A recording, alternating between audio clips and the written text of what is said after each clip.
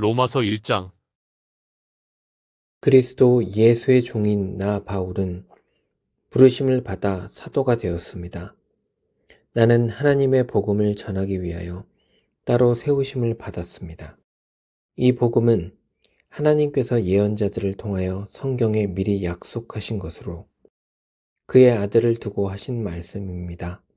이 아들은 육신으로는 다윗의 후손으로 태어나셨으며 성령으로는 죽은 사람들 가운데서 부활하심으로 나타나신 권능으로 하나님의 아들로 확정되신 분이십니다. 그는 곧 우리 주 예수 그리스도이십니다. 우리는 그를 통하여 은혜를 입어 사도의 직분을 받았습니다. 그것은 우리가 그 이름을 전하여 모든 민족이 믿고 순종하게 하려는 것입니다. 여러분도 그들 가운데 들어있어서 예수 그리스도의 부르심을 받은 사람이 되었습니다.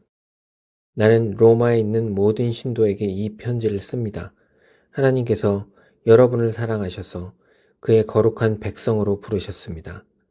하나님 우리 아버지와 주 예수 그리스도께서 내려주시는 은혜와 평화가 여러분에게 있기를 빕니다.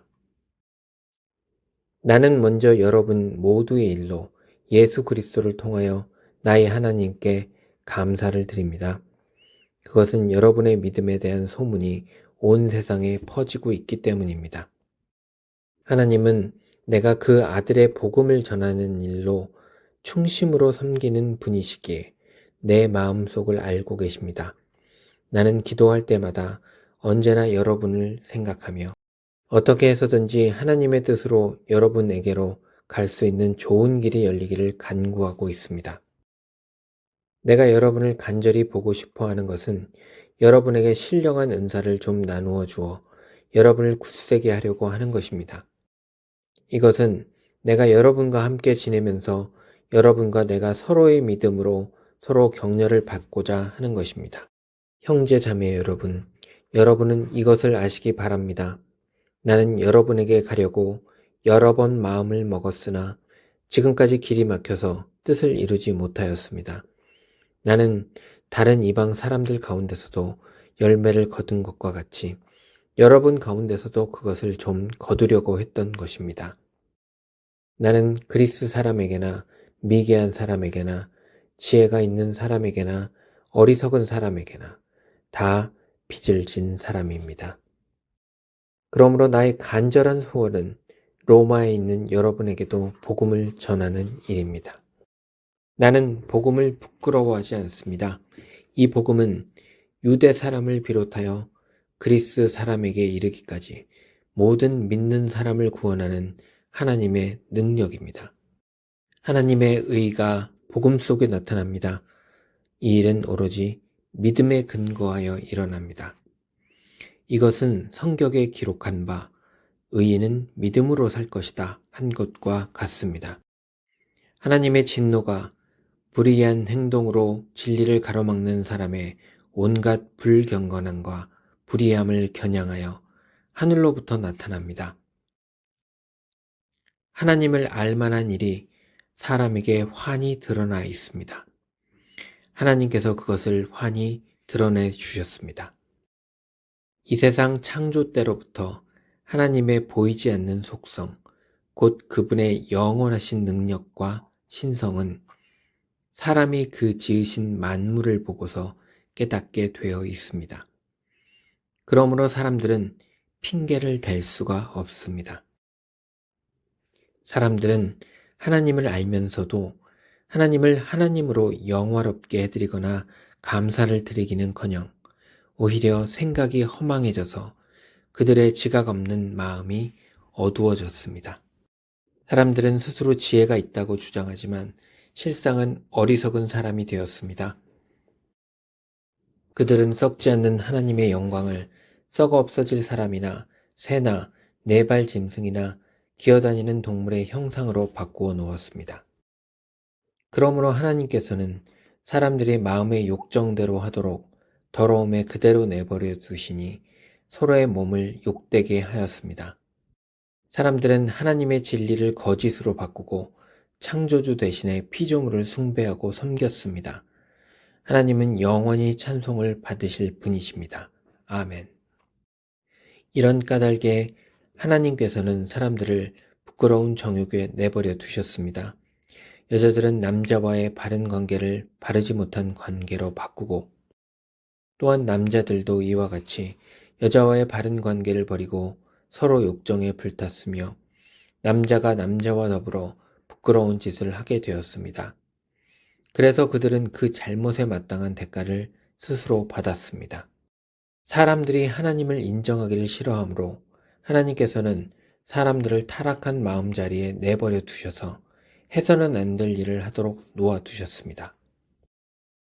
사람들은 온갖 불의와 악행과 탐욕과 악의로 가득 차 있으며 시기와 살이와 분쟁과 사기와 적의로 가득 차 있으며 수근거리는 자요, 중상하는 자요, 하나님을 미워하는 자요, 불손한 자요, 오만한 자요, 자랑하는 자요, 악을 꾸미는 모략꾼이요, 부모를 거역하는 자요, 우매한 자요, 신의가 없는 자요, 무정한 자요, 무자비한 자입니다. 그들은 이와 같은 일을 하는 자들은 죽어야 마땅하다는 하나님의 공정한 법도를 알면서도 자기들만 이런 일을 하는 것이 아니라 이런 일을 저지르는 사람을 두둔하기까지 합니다. 로마서 2장. 그러므로 남을 심판하는 사람이요 그대가 누구이든지 죄가 없다고 변명할 수 없습니다.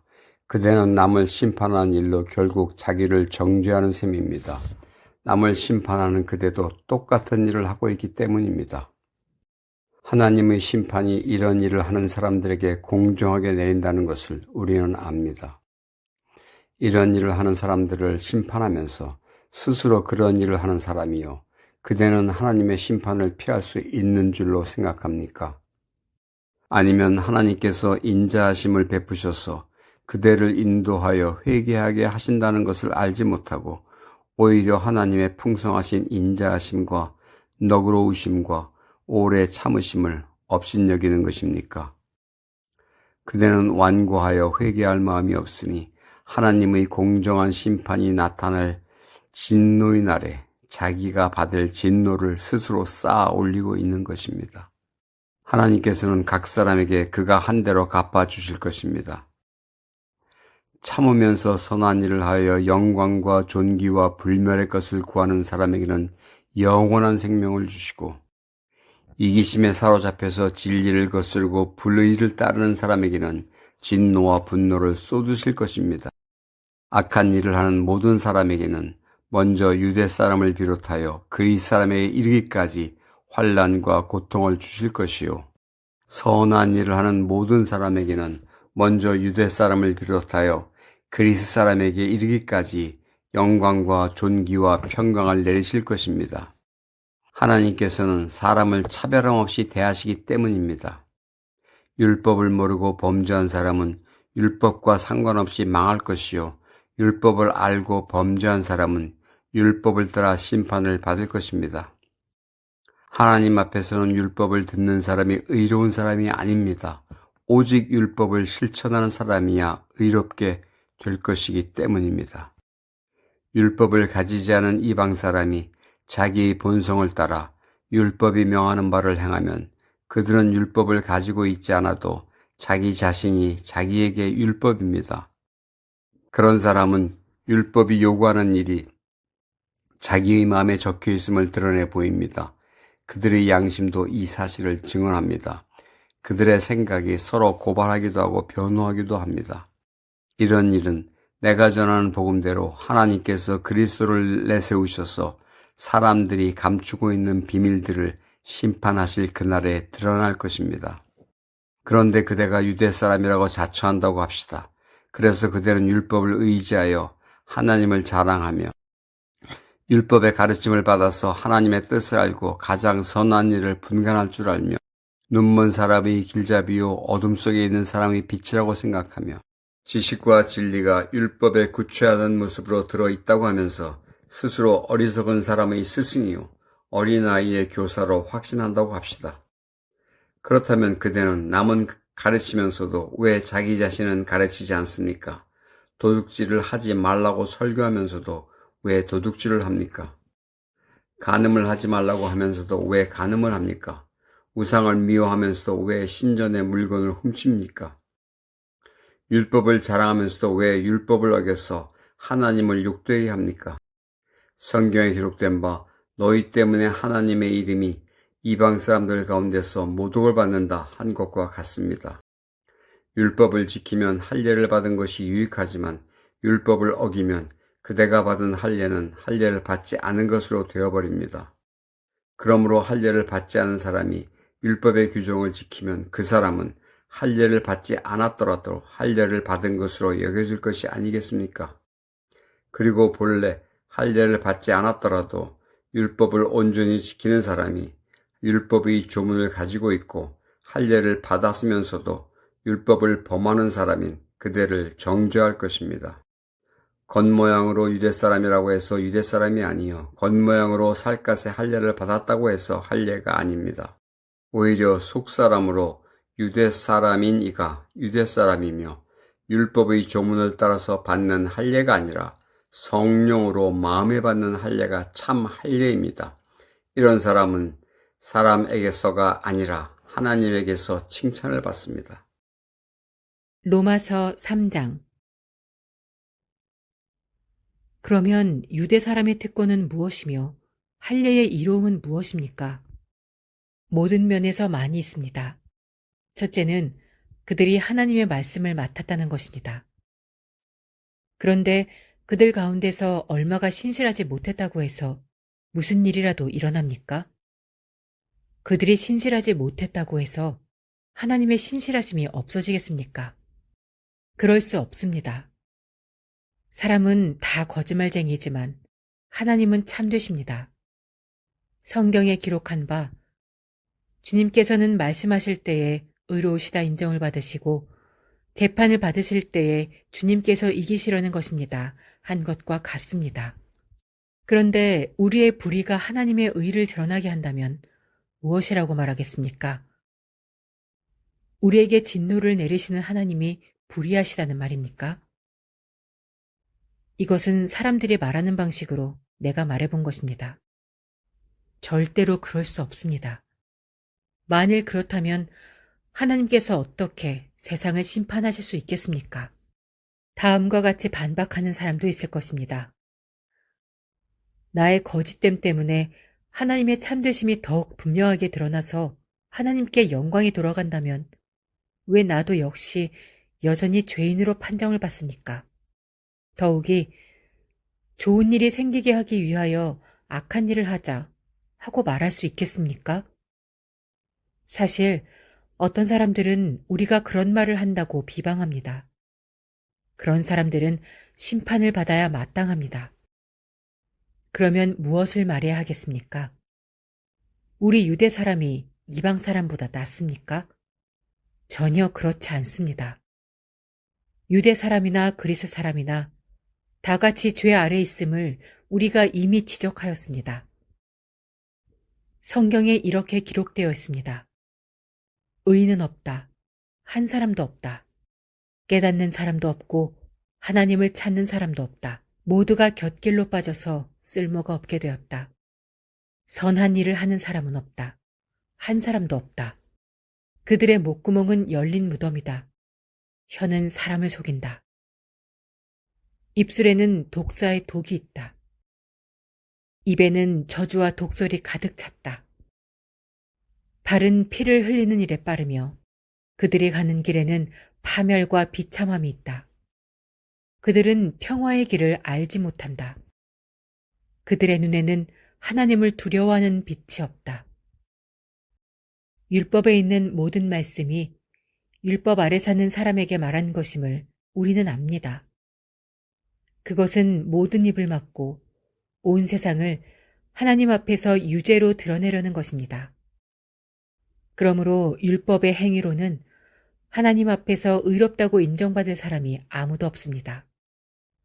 율법으로는 죄를 인식할 뿐입니다. 그러나 이제는 율법과는 상관없이 하나님의 의가 나타났습니다. 그것은 율법과 예언자들이 증언한 것입니다. 그런데 하나님의 의는 예수 그리스도를 믿는 믿음을 통하여 오는 것인데 모든 믿는 사람에게 미칩니다. 거기에는 아무 차별이 없습니다. 모든 사람이 죄를 범하였습니다. 그래서 사람은 하나님의 영광에 못 미치는 처지에 놓여 있습니다. 그러나 사람은 그리스도 예수 안에서 얻는 구원으로 말미암아 하나님의 은혜로 값없이 의롭다는 선고를 받습니다. 하나님께서는 이 예수를 속죄제물로 내주셨습니다. 그것은 그의 피를 믿을 때에 유효합니다. 하나님께서 이렇게 하신 것은 사람들이 이제까지 지은 죄를 너그럽게 보아주심으로써 자기의 의를 나타내시려는 것이었습니다. 하나님께서 오래 참으시다가 지금 이때에 자기의 의로우심을 나타내신 것은 하나님은 의로우신 분이시라는 것과 예수를 믿는 사람은 누구나 의롭다고 하신다는 것을 보여주시려는 것입니다. 그렇다면 사람이 자랑할 것이 어디에 있습니까? 전혀 없습니다. 무슨 법으로 의롭게 됩니까? 행위의 법으로 됩니까? 아닙니다. 믿음의 법으로 됩니다. 사람이 율법의 행위와는 상관없이 믿음으로 의롭다고 인정을 받는다고 우리는 생각합니다. 하나님은 유대 사람만의 하나님이십니까? 이방 사람의 하나님도 되시지 않습니까? 그렇습니다. 이방 사람의 하나님도 되십니다. 참으로 하나님은 오직 한 분뿐이십니다. 그러므로 하나님께서는 할례를 받은 사람도 믿음을 보시고 의롭다고 하시고 할례를 받지 않은 사람도 믿음을 보시고 의롭다고 하십니다. 그러면 믿음으로 말미암아 우리가 율법을 폐합니까? 그럴 수 없습니다. 도리어 율법을 굳게 세웁니다. 로마서 4장.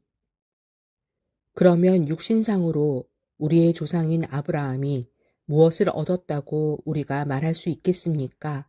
아브라함이 행위로 의롭게 되었더라면 그에게 자랑할 것이 있었을 것입니다. 그러나 하나님 앞에서는 자랑할 것이 없습니다. 성경이 무엇이라고 말합니까? 아브라함이 하나님을 믿으니 하나님께서 그를 의롭다고 여기셨다 하였습니다.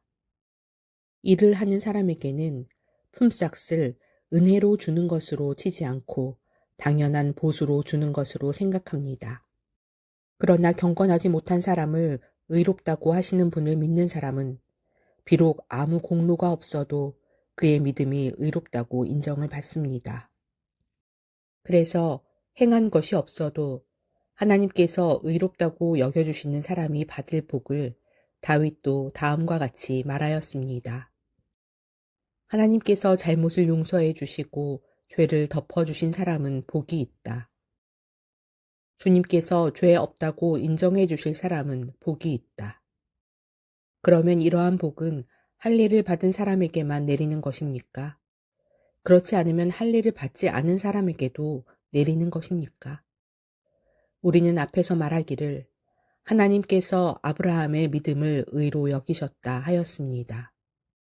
그러면 어떻게 아브라함이 그러한 인정을 받았습니까? 그가 할례를 받은 후에 그렇게 되었습니까? 그렇지 않으면 할례를 받기 전에 그렇게 되었습니까? 그것은 할례를 받은 후에 된 일이 아니라 할례를 받기 전에 된 일입니다. 아브라함이 할례라는 표를 받았는데 그것은 그가 할례를 받지 않은 상태에서 이미 얻은 믿음의 의를 확증하는 것이었습니다. 그래서 그는 할례를 받지 않고도 믿는 모든 사람의 조상이 되었으니 이것은 할례를 받지 않은 사람들도 의롭다는 인정을 받게 하려는 것이었습니다. 또 그는 할례를 받은 사람의 조상이 되기도 하였습니다. 다시 말하면 할례만을 받은 것이 아니라 또한 우리 조상 아브라함이 할례를 받지 않은 상태에서 걸어간 믿음의 발자취를 따라가는 사람들의 조상이 되었습니다. 아브라함이나 그 자손에게 주신 하나님의 약속, 곧 그들이 세상을 물려받을 상속자가 되리라는 것은 율법으로 말미암은 것이 아니라 믿음의 의로 말미암은 것입니다. 율법을 의지하는 사람들이 상속자가 된다면 믿음은 무의미한 것이 되고 약속은 헛된 것이 됩니다. 율법은 진노를 불러옵니다. 율법이 없는 곳에는 범법도 없습니다. 이런 까닭에 이 약속은 믿음에 근거한 것입니다. 그것은 하나님께서 아브라함에게 이 약속을 은혜로 주셔서 이것을 그의 모든 후손에게도 곧 율법으로 사는 사람들에게만이 아니라 아브라함이 지닌 믿음으로 사는 사람들에게도 보장하시려는 것입니다. 아브라함은 우리 모두의 조상입니다. 이것은 성경에 기록된 대로 내가 너를 많은 민족의 조상으로 세웠다 함과 같습니다. 이 약속은 그가 믿은 하나님, 다시 말하면 죽은 사람들을 살리시며 없는 것들을 불러내어 있는 것이 되게 하시는 하나님께서 보장하신 것입니다. 아브라함은 희망이 사라진 때에도 바라면서 믿었으므로 너의 자손이 이와 같이 많아질 것이다 하신 말씀대로 많은 민족의 조상이 되었습니다. 그는 나이가 100세가 되어서 자기 몸이 이미 죽은 것이나 다름없고 또한 사라의 태도 죽은 것이나 다름없는 줄 알면서도 그는 믿음이 약해지지 않았습니다. 그는 하나님의 약속을 믿고 의심하지 않았습니다. 오히려 그는 믿음이 굳세어져서 하나님께 영광을 돌렸습니다. 그는 하나님께서 스스로 약속하신 바를 능히 이루실 것이라고 확신하였습니다. 그래서 하나님께서는 이것을 보시고 그를 의롭다고 여겨주셨습니다. 그가 의롭다는 인정을 받았다 하는 말은 아브라함만을 위하여 기록된 것이 아니라 하나님께서 의롭다고 여겨주실 우리, 곧 우리 주 예수를 죽은 사람들 가운데에서 살리신 분을 믿는 우리까지도 위한 것입니다. 예수는 우리의 범죄 때문에 죽임을 당하셨고 우리를 의롭게 하시려고 살아나셨습니다. 로마서 5장. 그러므로 우리는 믿음으로 의롭다 하심을 받았으므로 우리 주 예수 그리스도로 말미암아 하나님과 더불어 평화를 누리고 있습니다. 우리는 또한 그리스도로 말미암아 지금 서 있는 이 은혜의 자리에 믿음으로 나아오게 되었으며 하나님의 영광에 이르게 될 소망을 품고 자랑을 합니다. 그뿐만 아니라 우리는 환난을 자랑합니다. 우리가 알기로 환난은 인내력을 낳고 인내력은 단련된 인격을 낳고 단련된 인격은 희망을 낳는 줄을 알고 있기 때문입니다. 이 희망은 우리를 실망시키지 않습니다. 하나님께서 우리에게 주신 성령을 통하여 그의 사랑을 우리 마음속에 부어주셨기 때문입니다.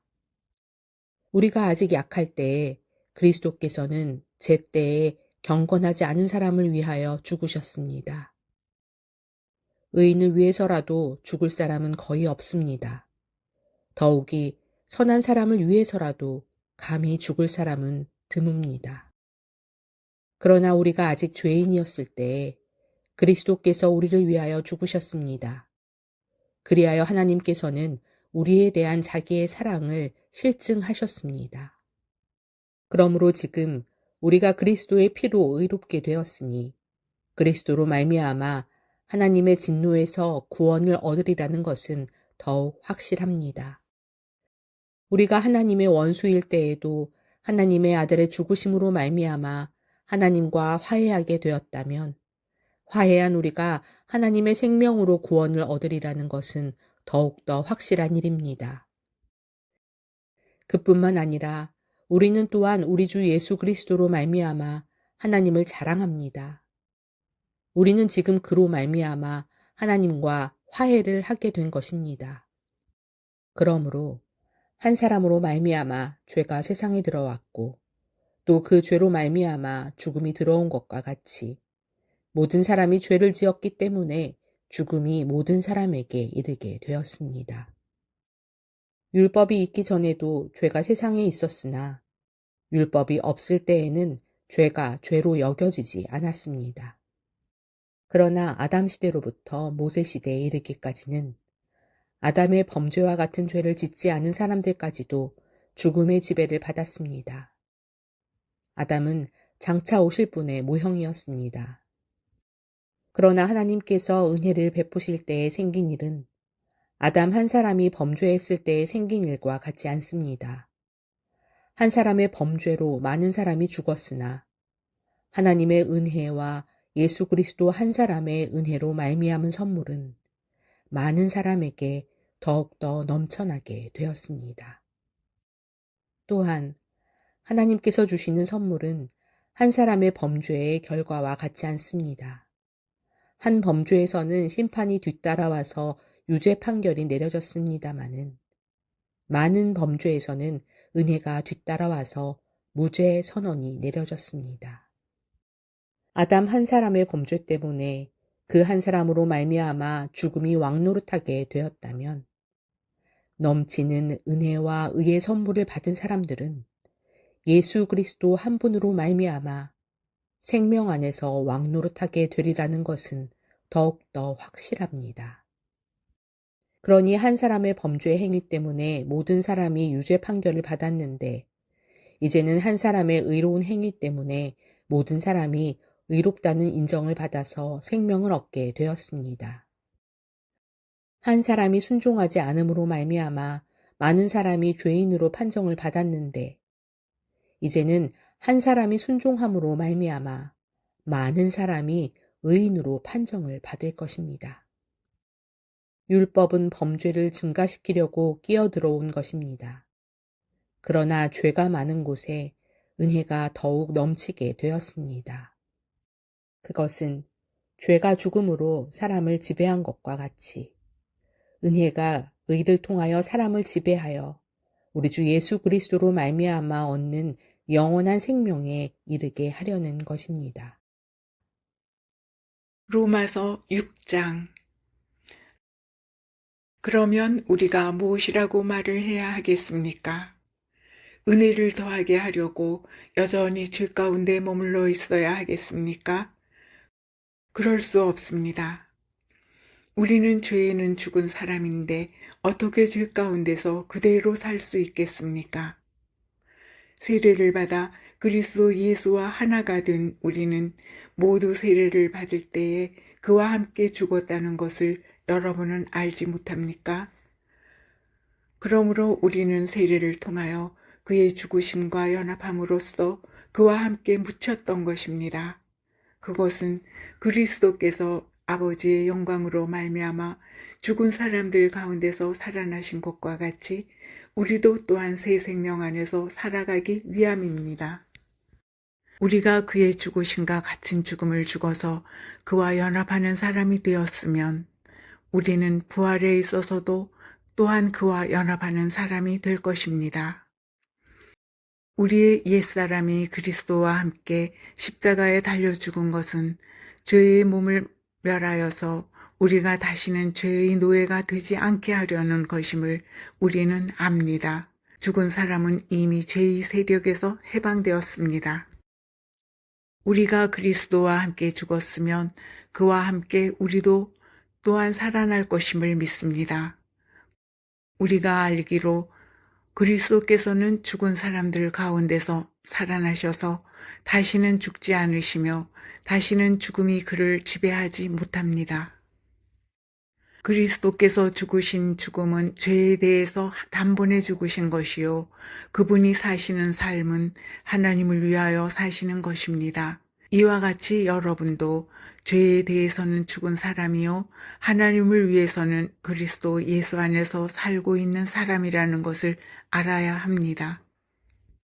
그러므로 여러분은 죄가 여러분의 죽을 몸을 지배하지 못하게 해서 여러분이 몸의 정욕에 굴복하는 일이 없도록 하십시오.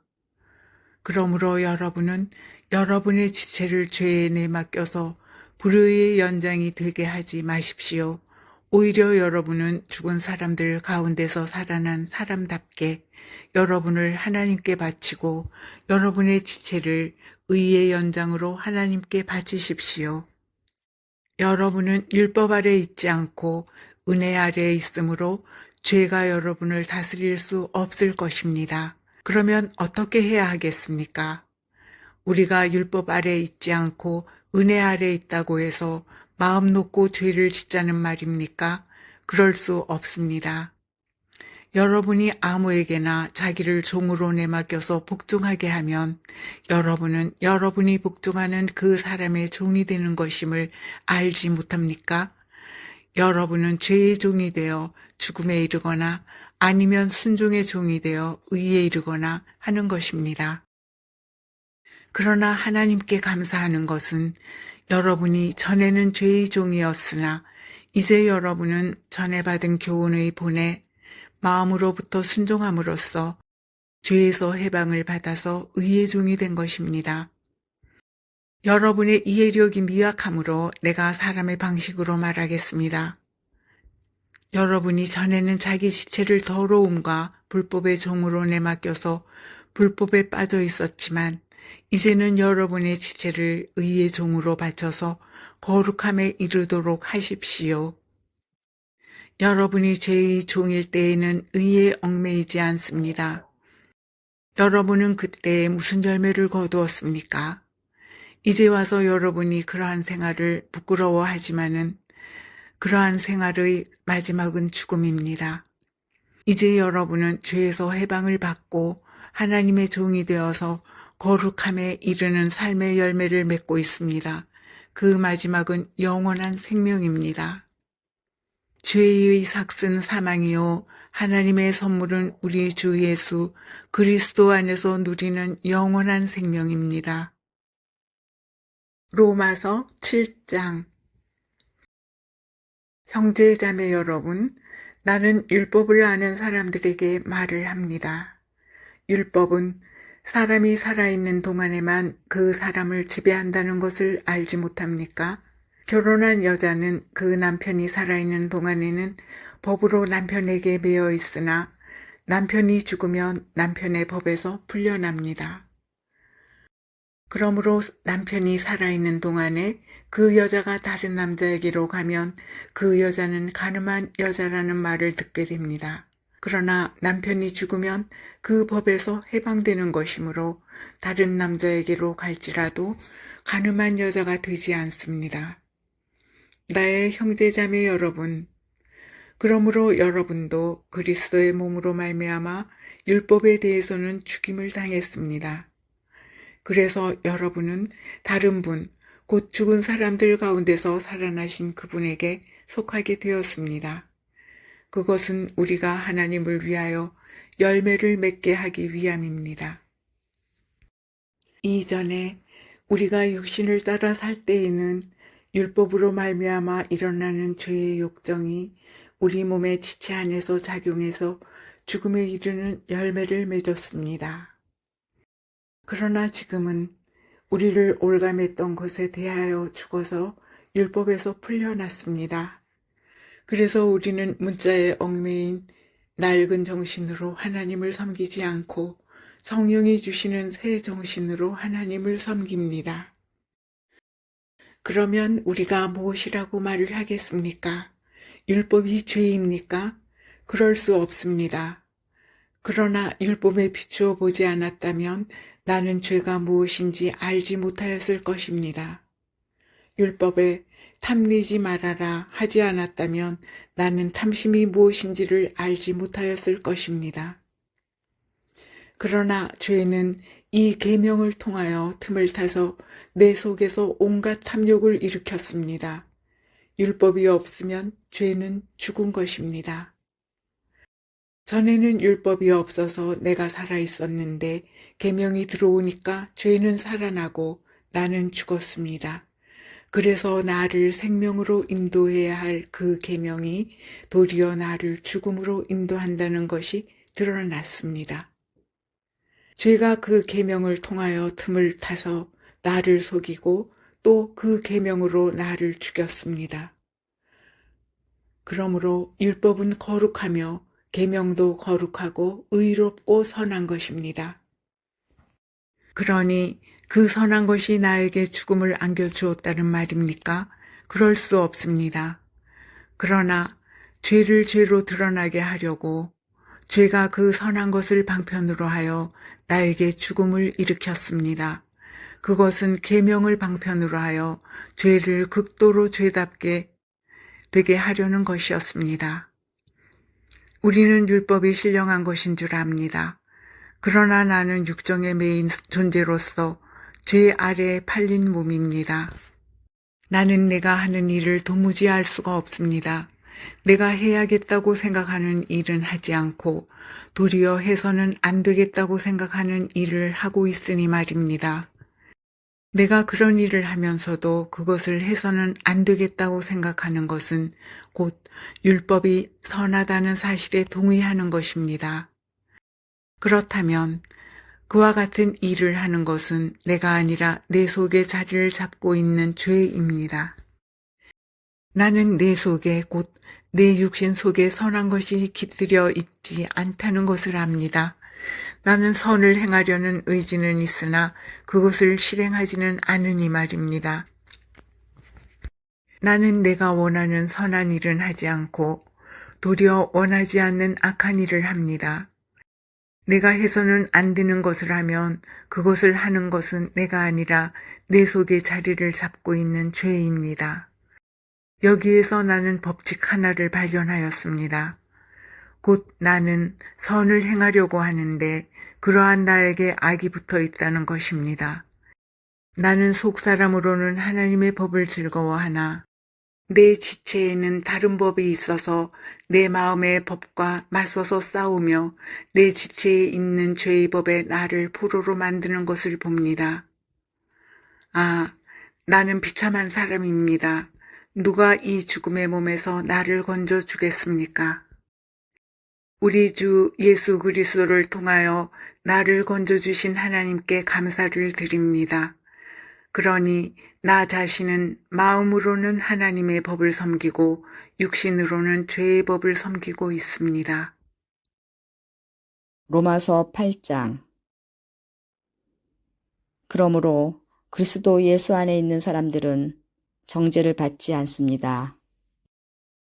그것은 그리스도 예수 안에서 생명을 누리게 하는 성령의 법이 당신을 죄와 죽음의 법에서 해방하여 주었기 때문입니다. 육신으로 말미암아 율법이 미약해져서 해낼 수 없었던 그 일을 하나님께서 해결하셨습니다. 곧 하나님께서는 자기의 아들을 죄된 육신을 지닌 모습으로 보내셔서 죄를 없애시려고 그 육신에다 죄의 선고를 내리셨습니다. 그것은 육신을 따라 살지 않고 성령을 따라 사는 우리가 율법이 요구하는 바를 이루게 하시려는 것입니다. 육신을 따라 사는 사람은 육신에 속한 것을 생각하나 성령을 따라 사는 사람은 성령에 속한 것을 생각합니다. 육신에 속한 생각은 죽음입니다. 그러나 성령에 속한 생각은 생명과 평화입니다. 육신에 속한 생각은 하나님께 품는 적대감입니다. 그것은 하나님의 법을 따르지 않으며 또 복종할 수도 없습니다.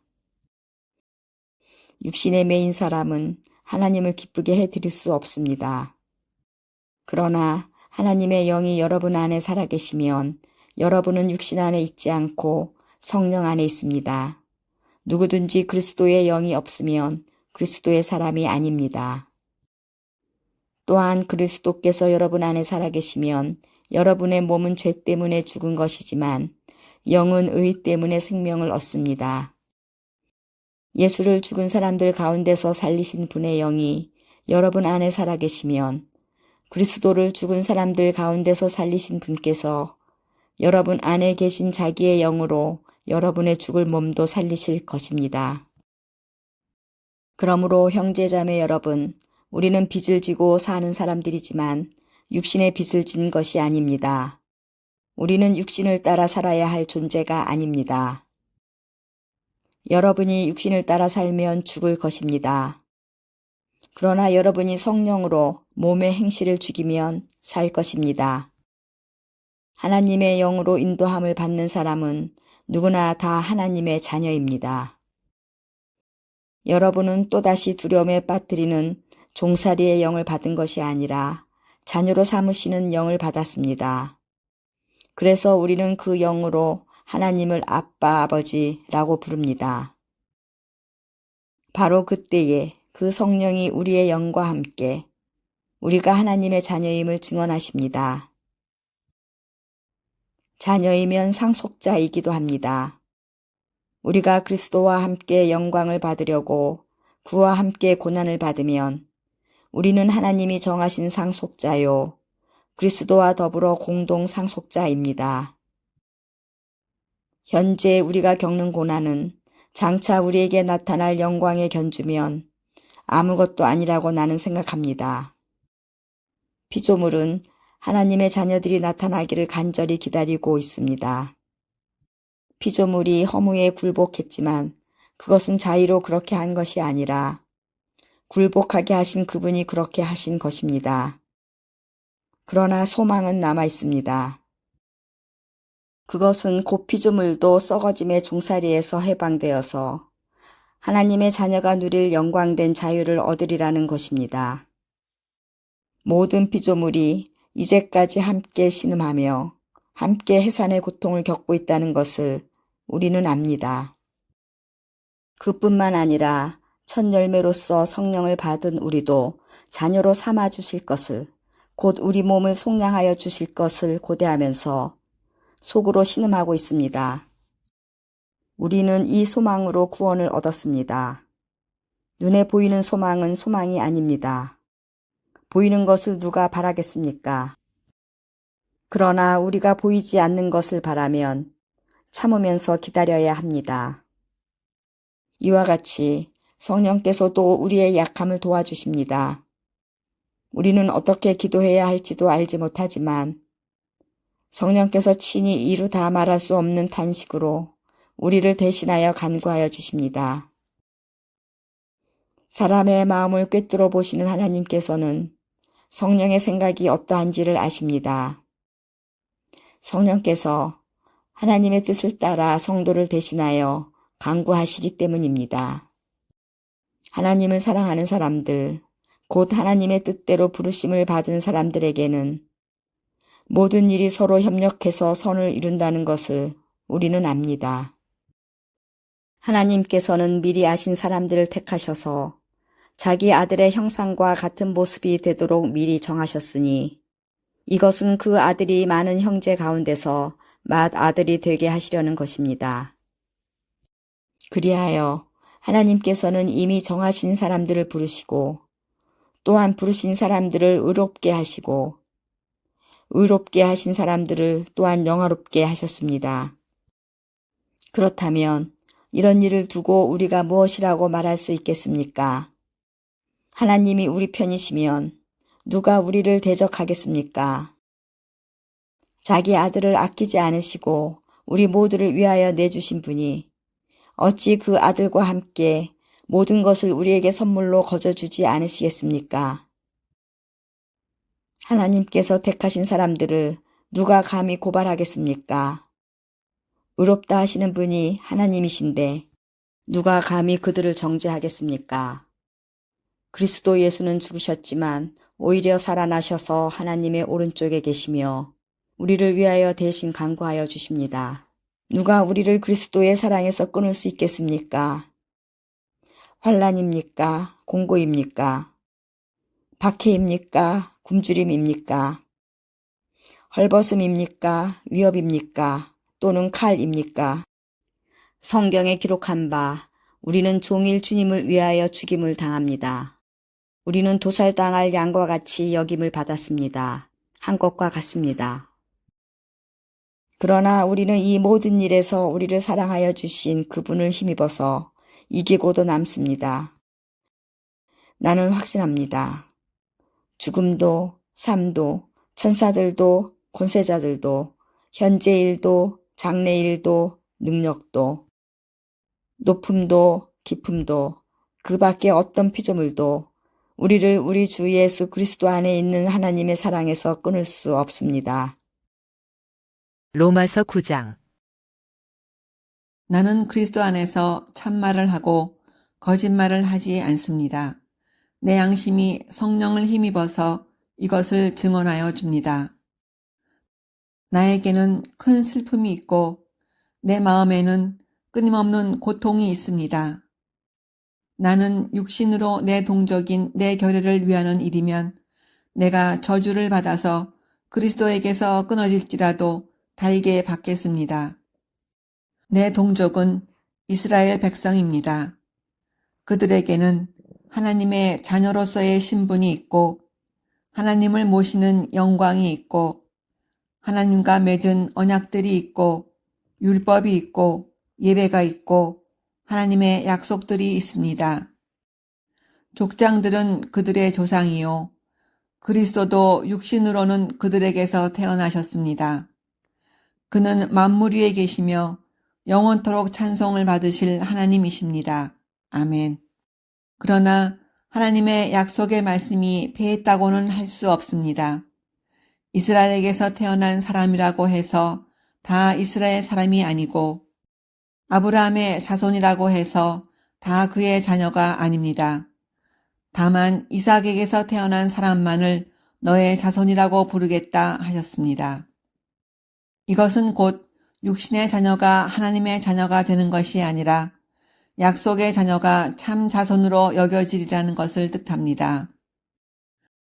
그 약속의 말씀은 내년에 내가 다시 올 때쯤에는 사라에게 아들이 있을 것이다 한 것입니다. 그뿐만 아니라 리브가도 우리 조상 이삭 한 사람에게서 쌍둥이 아들을 수태하였는데 그들이 태어나기도 전에 무슨 선이나 악을 행하기도 전에 택하심이라는 원리를 따라 세우신 하나님의 계획이 살아있게 하시려고 또 이러한 일이 사람의 행위에 근거하는 것이 아니라 부르시는 분께 달려있음을 나타내시려고 하나님께서 리브가에게 말씀하시기를 형이 동생을 섬길 것이다 하셨습니다. 이것은 성경에 기록한 바 내가 야곱을 사랑하고 에서를 미워하였다 한 것과 같습니다. 그러면 우리가 무엇이라고 말을 해야 하겠습니까? 하나님이 불공평하신 분이라는 말입니까? 그럴 수 없습니다. 하나님께서 모세에게 말씀하시기를 내가 긍휼히 여길 사람을 긍휼히 여기고 불쌍히 여길 사람을 불쌍히 여기겠다 하셨습니다. 그러므로 그것은 사람의 의지나 노력에 달려있는 것이 아니라 하나님의 자비에 달려 있습니다. 그래서 성경에 바로를 두고 말씀하시기를 내가 이 일을 하려고 너를 세웠다. 곧 너로 말미암아 내 능력을 나타내고 내 이름을 온 땅에 전파하게 하려는 것이다 하셨습니다. 그러므로 하나님께서는 긍휼히 여기시고자 하는 사람을 긍휼히 여기시고 완악하게 하시고자 하는 사람을 완악하게 하십니다. 그러면 그대는 내게 이렇게 말할 것입니다. 그렇다면 어찌하여 하나님께서는 사람을 책망하시는가? 누가 하나님의 뜻을 거역할 수 있다는 말인가? 오 사람아, 그대가 무엇이기에 하나님께 감히 말대답을 합니까? 만들어진 것이 만드신 분에게 어찌하여 나를 이렇게 만들었습니까? 하고 말할 수 있습니까? 토기장이에게 흙 한 덩이를 둘로 나누어서 하나는 귀한 데 쓸 그릇을 만들고 하나는 천한 데 쓸 그릇을 만들 권리가 없겠습니까? 하나님께서 하신 일도 마찬가지입니다. 하나님께서 진노하심을 보이시고 권능을 알리시기를 원하시면서도 멸망받게 되어 있는 진노의 대상들에 대하여 꾸준히 참으시면서 너그럽게 대해주시고 영광을 받도록 예비하신 자비의 대상들에 대하여 자기의 풍성하신 영광을 알리시고자 하셨더라도 어떻다는 말입니까? 하나님께서는 우리를 부르시되 유대 사람 가운데서만이 아니라 이방 사람 가운데서도 부르셨습니다. 그것은 하나님이 호세아의 글 속에서 하신 말씀과 같습니다. 나는 내 백성이 아닌 사람을 내 백성이라고 하겠다. 내가 사랑하지 않던 백성을 사랑하는 백성이라고 하겠다. 너희는 내 백성이 아니다 하고 말씀하신 그곳에서 그들은 살아계신 하나님의 자녀라고 일컬음을 받을 것이다. 그리고 또 이사야는 이스라엘을 두고 이렇게 외쳤습니다. 이스라엘 자손의 수가 바다의 모래와 같이 많을지라도 남은 사람만이 구원을 얻을 것이다.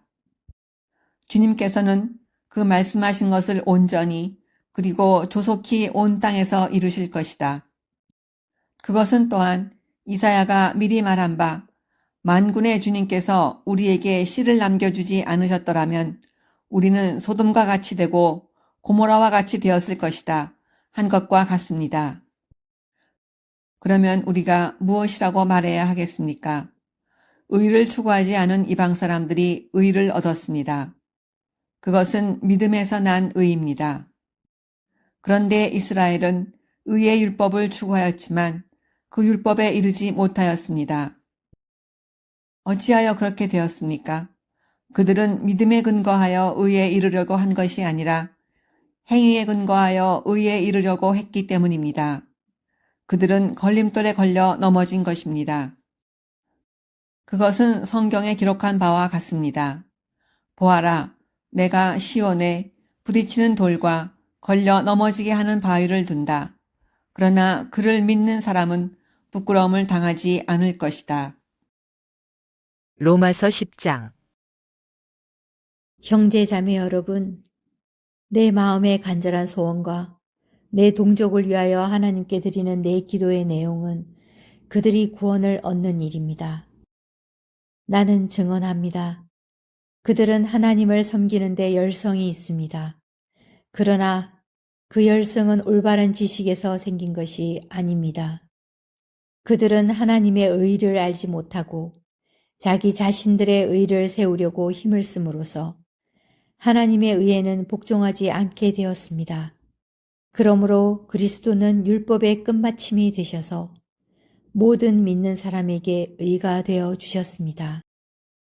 모세는 율법에 근거한 의를 두고 기록하기를 율법을 행한 사람은 그것으로 살 것이다 하였습니다. 그러나 믿음에 근거한 의를 두고는 이렇게 말합니다. 너는 마음속으로 누가 하늘에 올라갈 것이냐 하고 말하지 말아라. 그것은 그리스도를 끌어내리는 것입니다. 또 누가 지옥에 내려갈 것이냐 하고 말하지도 말아라. 그것은 그리스도를 죽은 사람들 가운데서 끌어올리는 것입니다. 그러면 그것은 무엇을 뜻합니까? 하나님의 말씀은 내게 가까이 있다, 내 입에 있고 내 마음에 있다 하는 말씀이 있습니다.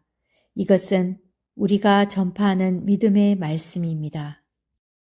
당신이 만일 예수는 주님이라고 입으로 고백하고 하나님께서 그를 죽은 사람들 가운데서 살리신 것을 마음으로 믿으면 구원을 얻을 것입니다. 사람은 마음으로 믿어서 의에 이르고 입으로 고백해서 구원에 이르게 됩니다. 성경은 그를 믿는 사람은 누구나 부끄러움을 당하지 않을 것이다 하고 말합니다. 유대 사람이나 그리스 사람이나 차별이 없습니다.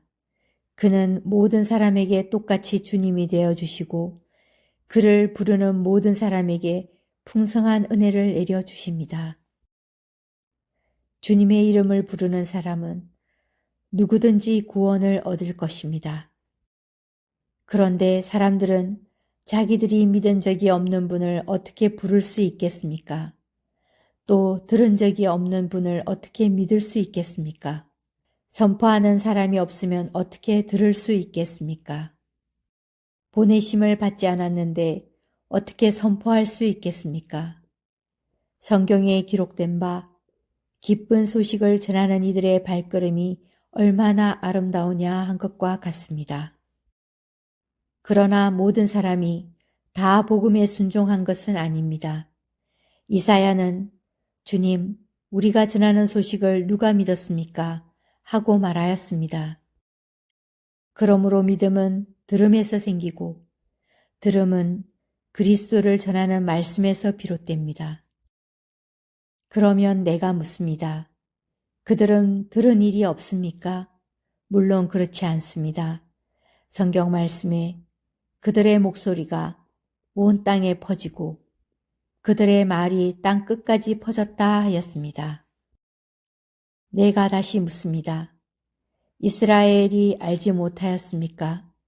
이에 대하여 하나님께서 먼저 모세를 통하여 이렇게 말씀하셨습니다. 나는 내 백성이 아닌 사람들로 너희의 질투심을 일으키고 미련한 백성들로 너희의 분노를 자아내겠다. 또한 이사야는 매우 담대하게 이렇게 말씀을 전하였습니다. 나를 찾지 않는 사람들을 내가 만나주고 나를 구하지 않는 사람들에게 내가 나타났다. 또한 이사야는 하나님께서 이스라엘을 보고 복종하지 않고 거역하는 백성에게 나는 온종일 내 손을 내밀었다 하신 말씀을 선포하였습니다. 로마서 11장. 그러면 내가 묻습니다. 하나님께서 자기 백성을 버리신 것은 아닙니까? 그럴 수 없습니다. 나도 이스라엘 사람이요, 아브라함의 후손이요, 베냐민 지파에 속한 사람입니다. 하나님께서는 미리 아신 자기 백성을 버리지 않으셨습니다. 여러분은 성경이 엘리야를 두고 하신 말씀을 알지 못합니까?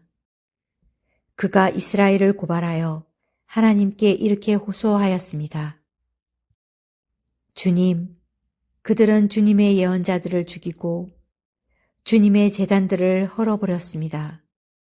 남은 것은 나 혼자밖에 없는데 그들은 내 목숨마저 찾고 있습니다. 그런데 하나님께서는 그에게 어떻게 대답하셨습니까? 내가 바알에게 무릎을 꿇지 않는 사람 7,000명을 내 앞에 남겨두었다 하셨습니다. 이와 같이 지금 이 시기에도 은혜로 택하심을 입은 사람들이 남아 있습니다. 은혜로 된 것이면 행위에 근거한 것이 아닙니다. 그렇지 않으면 그 은혜는 이미 은혜가 아닙니다. 그러면 무슨 결과가 생겼습니까? 이스라엘 백성은 찾던 것을 얻지 못하였지만 택하심을 받은 사람들은 그것을 얻었습니다. 그리고 그 나머지 사람들은 완고해졌습니다. 성경에 이렇게 기록된 바와 같습니다. 하나님께서 그들에게는 혼미한 영을 주셨으니 오늘까지 그들은 눈이 있어도 보지 못하고 귀가 있어도 듣지 못한다. 다윗도 다음과 같이 말하였습니다. 그들의 밥상이 그들에게 올무가 되고 덫이 되게 하여 주십시오. 그들이 걸려 넘어지고 보복을 받게 하여 주십시오. 그들의 눈이 어두워져서 보지 못하게 되도록 하여 주십시오. 그들의 등이 언제나 굽어있게 하여 주십시오. 그러면 내가 묻습니다. 이스라엘이 걸려 넘어져서 완전히 쓰러져 망하게끔 되었습니까?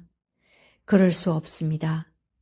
그들의 허물 때문에 구원이 이방 사람에게 이르렀는데 이것은 이스라엘에게 질투하는 마음이 일어나게 하려는 것입니다. 이스라엘의 허물이 세상의 부요함이 되고 이스라엘의 실패가 이방 사람의 부요함이 되었다면 이스라엘 전체가 바로 설 때에는 그 복이 얼마나 더 엄청나겠습니까? 이제 나는 이방 사람인 여러분에게 말합니다. 내가 이방 사람에게 보내심을 받은 사도이니만큼 나는 내 직분을 영광스럽게 생각합니다. 나는 아무쪼록 내 동족에게 질투심을 일으켜서 그 가운데서 몇 사람만이라도 구원하고 싶습니다. 하나님께서 그들을 버리심이 세상과의 화해를 이루는 것이라면 그들을 받아들이심은 죽은 사람 가운데서 살아나는 삶을 주님이 아니고 무엇이겠습니까? 맛물로 바치는 빵 반죽덩이가 거룩하면 남은 온덩이도 그러하고 뿌리가 거룩하면 가지도 그러합니다. 그런데 참 올리브나무 가지들 가운데서 얼마를 잘라내시고서 그 자리에다가 돌 올리브나무인 그대를 접붙여 주셨기 때문에 그대가 참 올리브나무의 뿌리에서 올라오는 양분을 함께 받게 된 것이면 그대는 본래의 가지들을 향하여 우쭐대지 말아야 합니다. 비록 그대가 우쭐댈지라도 그대가 뿌리를 지탱하는 것이 아니라 뿌리가 그대를 지탱한다는 것을 명심해야 합니다. 그러므로 본래의 가지가 잘려나간 것은 그 자리에 내가 접붙임을 받게 하시려는 것이었다 하고 그대는 말해야 할 것입니다. 옳습니다. 그 가지들이 잘린 것은 믿지 않은 탓이고 그대가 그 자리에 붙어 있는 것은 믿었기 때문입니다. 그러니 교만한 마음을 품지 말고 도리어 두려워하십시오. 하나님께서 본래의 가지들을 아끼지 않으셨으니 접붙은 가지도 아끼지 않으실 것입니다.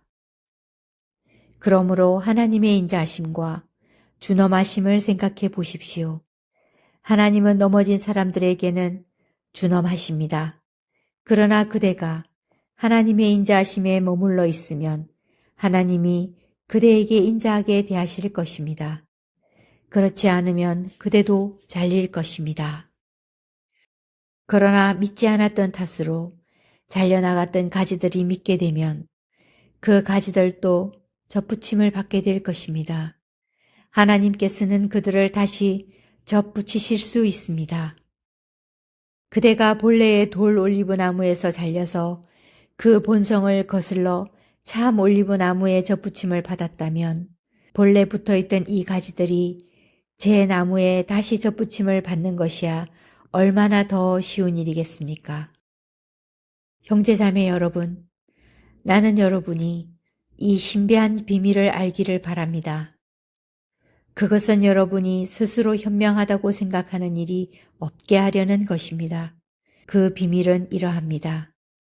이방 사람의 수가 다 찰 때까지 이스라엘 사람들 가운데서 일부가 완고해진 대로 있으리라는 것과 온 이스라엘이 구원을 받게 되리라는 것입니다. 그것은 성경에 이렇게 기록되어 있는 바와 같습니다. 구원하시는 분이 시온에서 오실 것이니 야곱에게서 경건하지 못함을 제거하실 것이다. 이것은 그들과 나 사이의 언약이니 내가 그들의 죄를 없앨 때에 이루어질 것이다. 복음의 관점에서 판단하면 이스라엘 사람들은 여러분이 잘 되라고 하나님의 원수가 되었지만 택하심을 받았다는 관점에서 판단하면 그들은 조상 덕분에 하나님의 사랑을 받는 사람들입니다. 하나님께서 주시는 고마운 선물과 부르심은 철회되지 않습니다. 전에 하나님께 순종하지 않던 여러분이 이제 이스라엘 사람의 불순종 때문에 하나님의 자비를 입게 되었습니다. 이와 같이 지금은 순종하지 않고 있는 이스라엘 사람들도 여러분이 받은 그 자비를 보고 회개하여 마침내는 자비하심을 입게 될 것입니다. 하나님께서 모든 사람을 순종하지 않는 상태에 가두시는 것은 그들에게 자비를 베푸시려는 것입니다. 하나님의 부요하심은 어찌 그리 크십니까? 하나님의 지혜와 지식은 어찌 그리 깊고 깊으십니까? 그 어느 누가 하나님의 판단을 헤아려 알 수 있으며 그 어느 누가 하나님의 길을 더듬어 찾아낼 수 있겠습니까? 누가 주님의 마음을 알았으며 누가 주님의 좋은 자가 되었습니까? 누가 먼저 무엇을 드렸기에 주님의 답례를 바라겠습니까? 만물이 그에게서 나고 그로 말미암아 있고 그를 위하여 있습니다. 그에게 영광이 세세에 있기를 빕니다. 아멘. 로마서 12장. 형제 자매 여러분, 그러므로 나는 하나님의 자비하심을 힘입어 여러분에게 권합니다. 여러분의 몸을 하나님께서 기뻐하실 거룩한 산 제물로 드리십시오. 이것이 여러분이 드릴 합당한 예배입니다. 여러분은 이 시대의 풍조를 본받지 말고 마음을 새롭게 함으로 변화를 받아서 하나님의 선하시고 기뻐하시고 완전하신 뜻이 무엇인지를 분별하도록 하십시오. 나는 내가 받은 은혜를 힘입어서 여러분 각 사람에게 말합니다.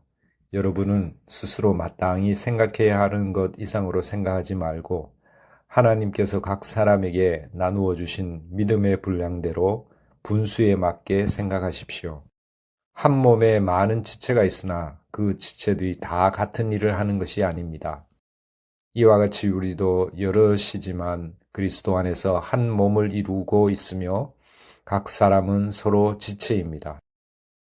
하나님께서 우리에게 주신 은혜를 따라 우리는 저마다 다른 신령한 선물을 가지고 있습니다. 가령 그것이 예언이면 믿음의 정도에 맞게 예언할 것이요. 섬기는 일이면 섬기는 일에 힘써야 합니다. 또 가르치는 사람이면 가르치는 일에, 권면하는 사람이면 권면하는 일에 힘쓸 것이요. 나누어 주는 사람은 순수한 마음으로, 지도하는 사람은 열성으로, 자선을 베푸는 사람은 기쁜 마음으로 해야 합니다. 사랑에는 거짓이 없어야 합니다. 악한 것을 미워하고 선한 것을 굳게 잡으십시오. 형제의 사랑으로 서로 다정하게 대하며 존경하기를 서로 먼저 하십시오. 열심을 내어서 부지런히 일하며 성령으로 뜨거워진 마음을 가지고 주님을 섬기십시오. 소망을 품고 즐거워하며 환난을 당할 때에 참으며 기도를 꾸준히 하십시오. 성도들이 쓸 것을 공급하고 손님 대접하기를 힘쓰십시오. 여러분을 박해하는 사람들을 축복하십시오. 축복을 하고 저주를 하지 마십시오. 기뻐하는 사람들과 함께 기뻐하고 우는 사람들과 함께 우십시오. 서로 한 마음이 되고 교만한 마음을 품지 말고 비천한 사람들과 함께 사귀고 스스로 지혜가 있는 채 하지 마십시오. 아무에게도 악을 악으로 갚지 말고 모든 사람이 선하다고 생각하는 일을 하려고 애쓰십시오. 여러분 쪽에서 할 수 있는 대로 모든 사람과 더불어 화평하게 지내십시오. 사랑하는 여러분, 여러분은 스스로 원수를 갚지 말고 그 일은 하나님의 진노하심에 맡기십시오. 성경에도 기록하기를 원수 갚는 것은 내가 할 일이니 내가 갚겠다고 주님께서 말씀하신다 하였습니다. 내 원수가 줄이거든 먹을 것을 주고 그가 목말라 하거든 마실 것을 주어라. 그렇게 하는 것은 내가 그의 머리 위에다가 숯불을 쌓는 셈이 될 것이다 하였습니다. 악에게 지지 말고 선으로 악을 이기십시오. 로마서 13장. 사람은 누구나 위에 있는 권세에 복종해야 합니다. 모든 권세는 하나님께로부터 온 것이며 이미 있는 권세들도 하나님께서 세워주신 것입니다. 그러므로 권세를 거역하는 사람은 하나님의 명을 거역하는 것이요, 거역하는 사람은 심판을 받게 될 것입니다. 치안관들은 좋은 일을 하는 사람에게는 두려울 것이 없고 나쁜 일을 하는 사람에게만 두려움이 됩니다. 권세를 행사하는 사람을 두려워하지 않으려거든 좋은 일을 하십시오. 그러면 그에게서 칭찬을 받을 것입니다. 권세를 행사하는 사람은 여러분 각 사람에게 유익을 주려고 일하는 하나님의 일꾼입니다. 그러나 그대가 나쁜 일을 저지를 때에는 두려워해야 합니다. 그는 공연히 칼을 차고 있는 것이 아닙니다. 그는 하나님의 일꾼으로서 나쁜 일을 하는 자에게 하나님의 진노를 집행하는 사람입니다.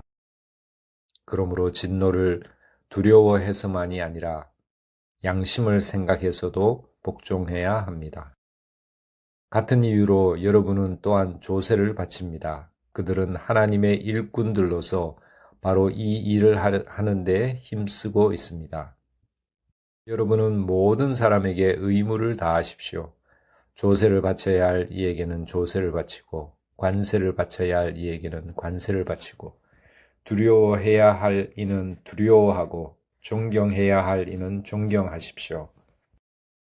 서로 사랑하는 것 외에는 아무에게도 빚을 지지 마십시오. 남을 사랑하는 사람은 율법을 다 이룬 것입니다. 간음하지 말아라, 살인하지 말아라, 도둑질하지 말아라, 탐내지 말아라 하는 계명과 그 밖에 또 다른 계명이 있을지라도 모든 계명은 내 이웃을 내 몸과 같이 사랑하여라 하는 말씀에 요약되어 있습니다.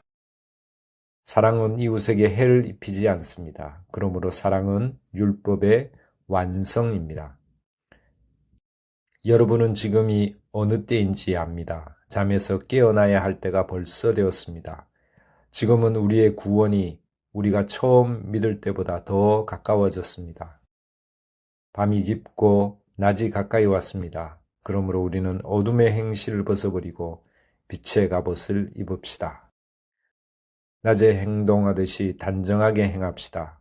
호사한 연회와 술취함, 음행과 방탕, 싸움과 시기에 빠지지 맙시다. 주 예수 그리스도로 옷을 입으십시오. 정욕을 채우려고 육신의 일을 꾀하지 마십시오. 로마서 14장. 여러분은 믿음이 약한 이를 받아들이고 그의 생각을 시비거리로 삼지 마십시오. 어떤 사람은 모든 것을 다 먹을 수 있다고 생각하지만 믿음이 약한 사람은 채소만 먹습니다. 먹는 사람은 먹지 않는 사람을 업신여기지 말고 먹지 않는 사람은 먹는 사람을 비판하지 마십시오. 하나님께서는 그 사람도 받아들이셨습니다. 우리가 누구이기에 남의 종을 비판합니까? 그가 서 있든지 넘어지든지 그것은 그 주인이 상관할 일입니다.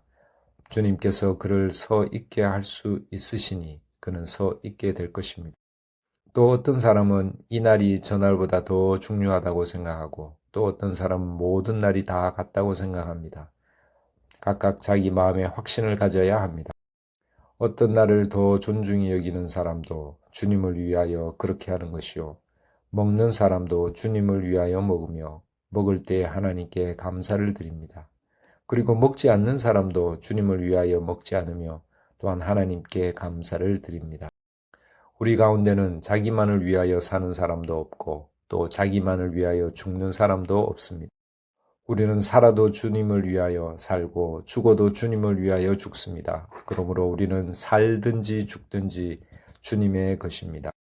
그리스도께서 죽으셨다가 살아나신 것은 죽은 사람에게도 산 사람에게도 다 주님이 되시려는 것이었습니다. 그런데 어찌하여 그대는 형제나 자매를 비판합니까? 어찌하여 그대는 형제나 자매를 업신여깁니까? 우리는 모두 다 하나님의 심판대 앞에 서게 될 것입니다. 성경에는 이렇게 기록되어 있습니다. 주님께서 말씀을 하신다. 내가 살아있으니 모든 무릎이 내 앞에 꿇을 것이요 모든 입이 나 하나님을 찬양할 것이다.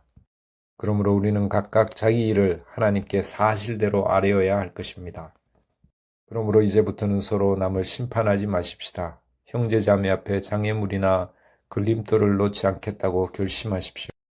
내가 주 예수 안에서 알고 또 확신하는 것은 이것입니다. 무엇이든지 그 자체로 부정한 것은 없고 다만 부정하다고 여기는 그 사람에게는 부정한 것입니다. 그대가 음식 문제로 형제자매의 마음을 상하게 하면 그것은 이미 사랑을 따라 살지 않는 것입니다. 음식 문제로 그 사람을 망하게 하지 마십시오.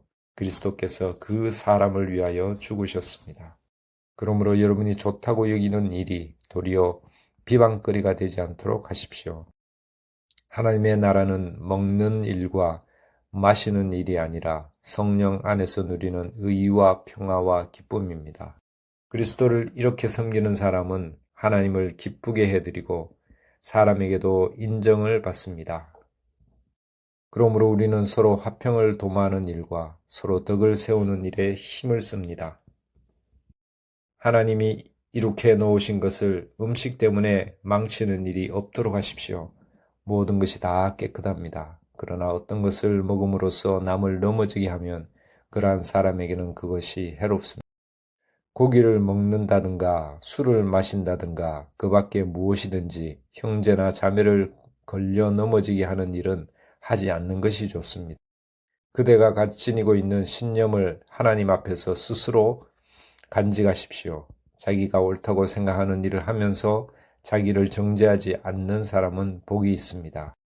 의식을 하면서 먹는 사람은 이미 단죄를 받은 것입니다. 그것은 믿음의 근거에서 한 것이 아니기 때문입니다. 믿음에 근거하지 않는 것은 다 죄입니다.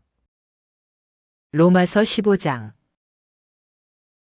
믿음이 강한 우리는 믿음이 약한 사람들의 약점을 돌보아 주어야 합니다. 우리는 자기에게 좋을 대로만 해서는 안 됩니다. 우리는 저마다 자기 이웃의 마음에 들게 행동하면서 유익을 주고 덕을 세워야 합니다. 그리스도께서도 자기에게 좋을 대로만 하지 않으셨습니다. 성경에 기록하기를 주님을 비방하는 자들의 비방이 내게 떨어졌다 한 것과 같습니다. 무엇이든지 전에 기록한 것은 우리에게 교훈을 주려고 한 것이며 성경이 주는 인내와 위로로서 우리로 하여금 소망을 가지게 하려고 한 것입니다. 인내심과 위로를 주시는 하나님께서 여러분이 그리스도 예수를 본받아 같은 생각을 품게 하시고 한 마음과 한 입으로 하나님 곧 우리 주 예수 그리스도의 아버지께 영광을 돌리게 해주시기를 빕니다. 그러므로 그리스도께서 하나님의 영광을 드러내시려고 여러분을 받아들이신 것과 같이 여러분도 서로 받아들이십시오. 내가 말하는 것은 이러합니다. 그리스도께서는 하나님의 진실하심을 드러내시려고 할례를 받은 사람의 종이 되셨으니 그것은 하나님께서 조상에게 주신 약속들을 확정하시고 이방 사람들도 긍휼히 여기심을 받아서 하나님께 영광을 돌리게 하시려고 한 것입니다.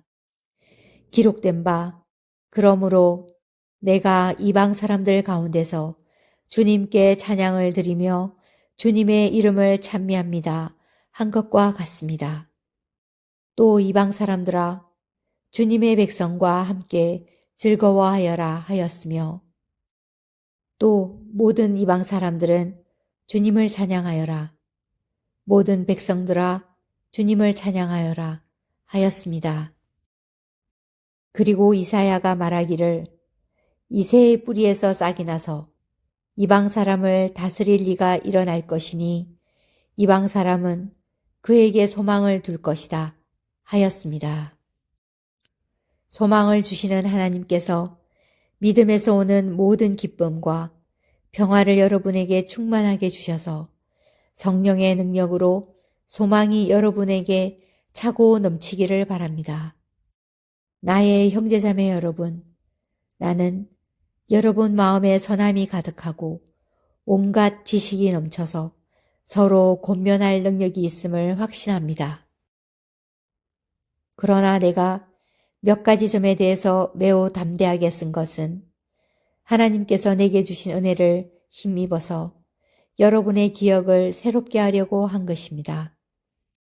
하나님께서 이 은혜를 내게 주신 것은 나로 하여금 이방 사람에게 보내심을 받은 그리스도 예수의 일꾼이 되게 하여 하나님의 복음을 전하는 제사장의 직무를 수행하게 하시려는 것입니다.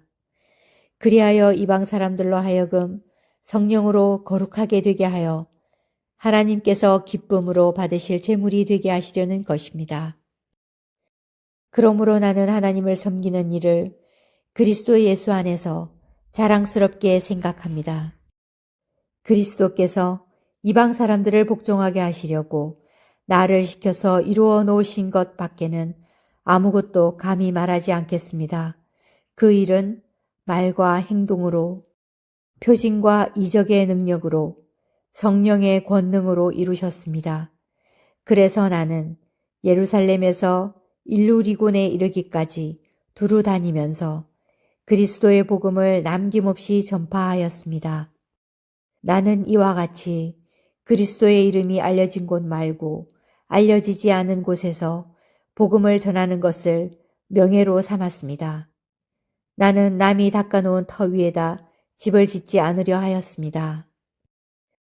성경에 이렇게 기록된 바 그의 일을 알지 못하던 사람들이 보게 될 것이요 듣지 못하던 사람들이 깨닫게 될 것이다 한 것과 같습니다. 그래서 내가 여러분에게로 가려고 하였으나 여러 번 길이 막혔습니다. 그러나 이제는 이 지역에서 내가 일해야 할 곳이 더 없습니다. 여러 해 전부터 여러분에게로 가기를 바라고 있었으므로 내가 스페인으로 갈 때에 지나가는 길에 여러분을 만나보고 잠시 동안만이라도 여러분과 먼저 기쁨을 나누려고 합니다. 그 다음에 여러분의 후원을 얻어 그곳으로 가게 되기를 바랍니다. 그러나 지금 나는 성도들을 돕는 일로 예루살렘에 갑니다. 마케도니아와 아가야 사람들이 기쁜 마음으로 예루살렘에 사는 성도들 가운데 가난한 사람들에게 보낼 구제금을 마련하였기 때문입니다. 그들은 기쁜 마음으로 그렇게 하였습니다.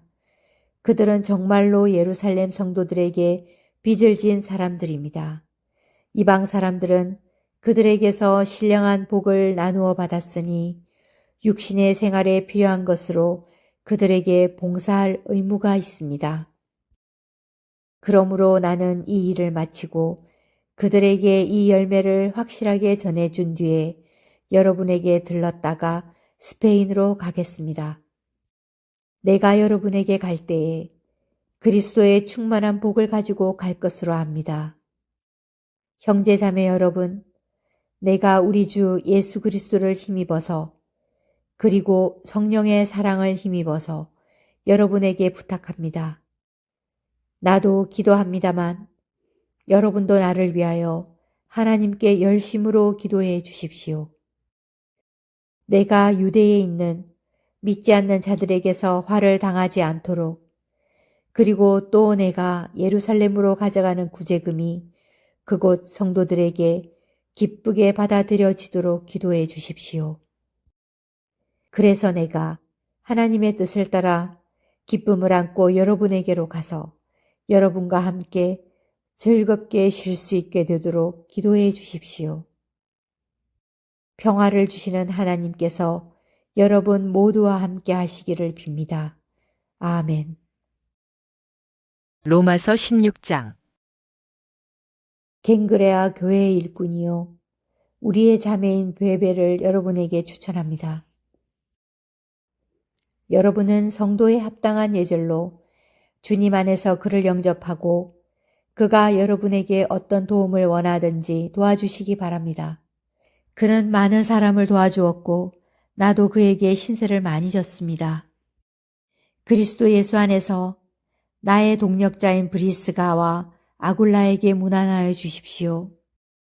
그들은 생명의 위험을 무릅쓰고 내 목숨을 구해준 사람들입니다. 나뿐만 아니라 이방 사람의 모든 교회도 그들에게 감사하고 있습니다. 그리고 그들의 집에서 모이는 교회에도 문안하여 주십시오. 나의 사랑하는 에베네도에게 문안하여 주십시오. 그는 아시아에서 그리스도를 믿은 첫 열매입니다. 여러분을 위하여 수고를 많이 한 마리아에게 문안하여 주십시오. 나의 친척이며 한때 나와 함께 갇혔던 안드로니고와 유니아에게 문안하여 주십시오. 그들은 사도들에게 좋은 평을 받고 있고 나보다 먼저 그리스도를 믿은 사람들입니다. 주님 안에 있는 나의 사랑하는 암블리아에게 문안하여 주십시오. 그리스도 안에서 우리의 동력자인 우르바노와 나의 사랑하는 스타구에게 문안하여 주십시오.